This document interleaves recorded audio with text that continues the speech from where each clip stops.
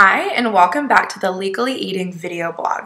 Today I'm going to show you how to make one of my favorite dishes. They used to have me going out to eat all the time, spending anywhere from $15 to 25 euros on one individual portion because I didn't think I could recreate it at home. That is until I found this recipe. It's just as good, if not better, than what you're going to get at a restaurant because you can control the spices, what you want in it, whatever. It's totally customizable. The thing about this recipe is it's really what got me into Indian food, even though it's not traditionally Indian.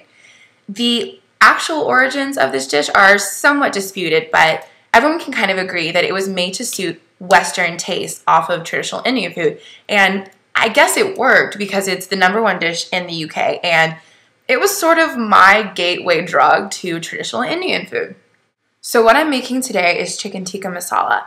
I'm using chicken, but I've made it with lamb, shrimp, tofu, even paneer, which is an Indian cottage cheese.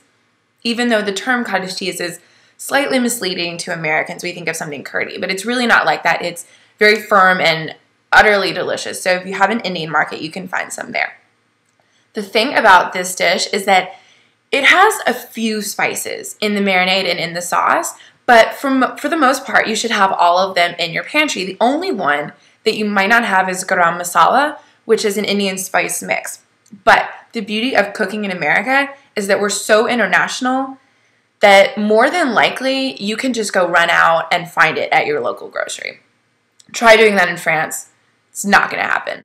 All right, so what we're going to do is make the marinade and pop that in the fridge for at least an hour. And then I'm going to come back and show you how to make the sauce that finishes it all off perfectly. Okay, so now we're going to make the marinade. I have 1.5 pounds of chicken thighs cut up into, bite-sized pieces. I'm using chicken thighs. They tend to be a little bit cheaper and a little bit moister than chicken breast, but feel free to use chicken breast. You can really use anything like I mentioned before, and it's going to taste delicious in this dish. I have it in a weird square bowl. I don't know if that's an oxymoron, but I'm going to make a marinade and dump that into the chicken. All right, for the marinade we have 1 cup plain yogurt. I'm using organic. See, it tends to be a little bit less sour cream-like, more liquidy. So I prefer that, but you really don't have to use that at all. And then here's our spices. We have 2 teaspoons cumin, 2 teaspoons red pepper underneath all of that, 2 teaspoons black pepper, 1 teaspoon cinnamon, 1 teaspoon salt, and 1 teaspoon powdered ginger. And over here we have 2 tablespoons lemon juice. So all we're going to do for this is dump those spices in, dump the lemon juice in, and then just like the crepes, just mix it up. Really not complicated at all. If you want, you can use some fresh ginger, about 1 to 1.5 inch piece minced, but I didn't really have any, so I just figured I'd use powdered ginger. It's really going to be the same. So now that this is all mixed up, I'm going to dump this on the chicken and get all of that in there. This is a delicious marinade that you can really use for other Indian dishes too, especially chicken tikka. All right, so now I have all that marinade on that chicken, and I find the best way to really get it all around is to use your hands. So I have clean hands, I promise. I'm going to mush this all up, get it all in there, and now I'm going to go wash my hands again. Okay, so now I'm back and clean, and I've got a lid on the chicken and its marinade. I'm going to pop this in the fridge for about an hour, at least an hour. You can really do it as long as you want. So I'll be back. Okay, so now I'm going to get started on the sauce since it takes a little while for the bell peppers to get to the right consistency. I'm going to start out by melting 2 tablespoons of butter.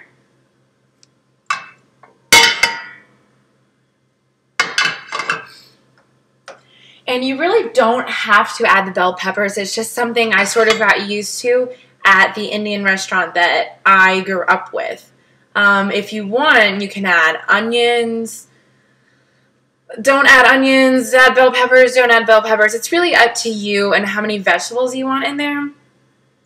So I'm gonna wait for this to all melt and then get them really, really soft, because otherwise they're gonna be kind of crunchy and they're gonna kind of just not really work with the rest of the dish.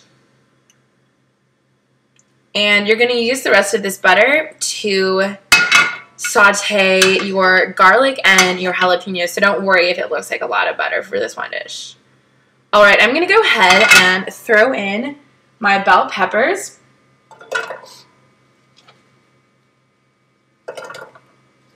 I just chopped up one into pieces that are about, this size. Oop. Maybe that one too. And I'm just gonna, let this cook until they're really soft in it, and then you can go ahead with the garlic and the jalapenos. So I'll be back when that's done and we'll continue. Okay, so now the bell peppers are pretty soft, so we're gonna continue with the dish. I have 2 cloves of garlic chopped pretty fine, and I only have half a jalapeno chop because my mother sort of has a low tolerance for spicy food, but if you want to do about medium, you can just throw in a whole jalapeno in there. All right, and you're gonna throw that in there, and you're gonna cook that in the juice with all of the peppers for about a minute until it's kind of soft and fragrant. And while you're doing that, you're gonna have to get your spices ready. Here are your spices. You've got 2 teaspoons ground coriander, 1 teaspoon cumin, 1 teaspoon paprika, 1 teaspoon garam masala, which I mentioned before, and half a teaspoon salt. All right, I'm gonna turn down the heat a little bit and dump those spices in. All right, combine this. And now we're gonna throw in an 8-ounce little can of tomato sauce. Once that's all combined, you're just gonna let it simmer for about 15 minutes. All right, another quick step.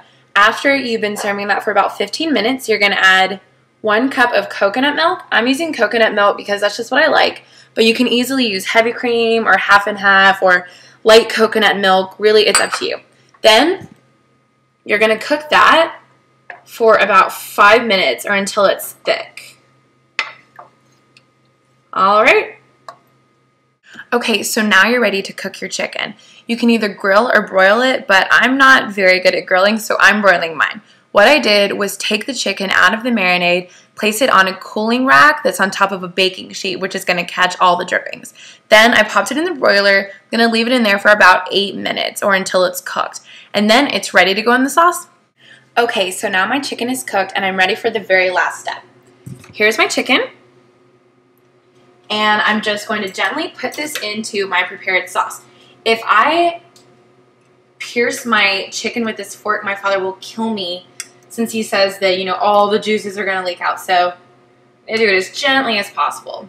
And once all of that is in there, then you're really free to taste the gravy and sort of season it to your liking. I sometimes add a little bit of tomato paste because I kind of like flavor, but if you don't like that much tomato, you don't have to add it, or you can add more coconut milk even. So it's really up to you. You can add more salt, more spice, anything. But what you're going to want to do after all of this is cooked through and warmed up, you're going to want to serve it over basmati rice with your raita, and you're going to have a fantastic Indian dinner that you made at home, no help from a restaurant.